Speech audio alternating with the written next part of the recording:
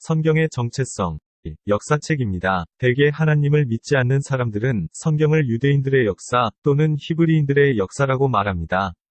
맞습니다. 그러나 유대인들의 역사만을 다루지 않습니다. 지구의 창조와 타락, 인류의 번성과 심판, 아브라함으로부터 시작되는 족장들의 이야기와 이스라엘의 역사를 기록합니다.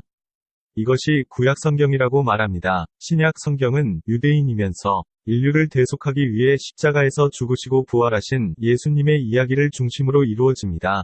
초대교회의 역사와 종말에 대한 이야기를 담고 있습니다. 모든 역사를 기록하지는 않았지만 인류 역사의 큰 방향을 잡아줍니다. 성경은 타락한 인류를 구원하시려는 하나님의 사랑을 기록한 역사입니다. 문학책입니다. 성경은 문학적인 영감으로 쓰여진 책인 것은 분명합니다. 특히 구약 성경의 경우는 히브리어가 갖는 독특한 문학적 장치가 있습니다. 구약 성경은 산문과 시, 예언적 언어들로 이루어져 있습니다. 특히 히브리어가 갖는 평행법은 독특한 구조를 가지고 있어서 일반인들이 쉽게 이해하기 쉽지 않습니다. 성경을 교리적으로나 일반 산문 형태가 아닌 깊이 알기 위해서는 문학적인 안목을 가지고 있어야 합니다. 하지만 성경은 단지 문학책으로 끝나지 않습니다. 성경에는 하나님의 계시가 있고 하나님의 구속의 역사가 담겨 있습니다. 하나님은 삶의 맥락 안에서 계시하셔서 계시를 받는 사람, 그 사람의 문화와 언어, 시대와 역사 등을 고려하여 말씀하셨습니다. 하나님의 뜻을 더 깊이 알기 위해서는 문학과 역사에 대한 이해가 따라 주어야 합니다. 도덕책입니다. 성경은 도덕책이 아니다 라고 말할 수 없지만 그렇다고 성경은 도덕책이다 라고 말할 수도 없습니다. 왜냐하면 성경은 인간의 윤리 도덕을 위한 목적으로 기록된 것이 아니기 때문입니다. 성경을 읽어보면 현대를 살아가는 우리들에게도 읽기 힘든 부도덕하고 잔인한 장면들이 적지 않게 기록되어 있습니다.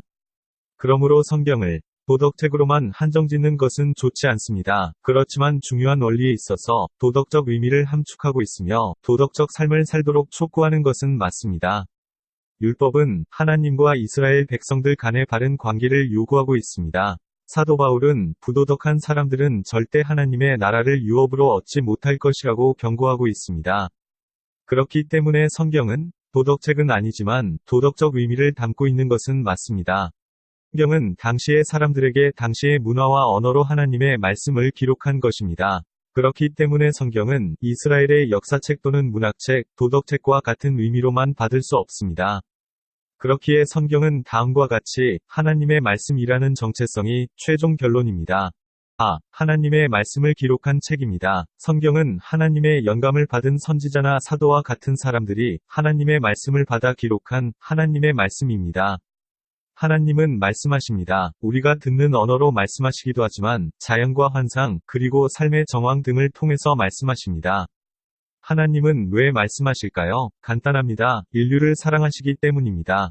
성경은 창조와 타락, 인류의 역사와 율법, 그리고 종말에 대한 이야기들을 통해 죄로 인해 영원한 심판을 받는 인류에 대한 하나님의 구속사를 보여줍니다.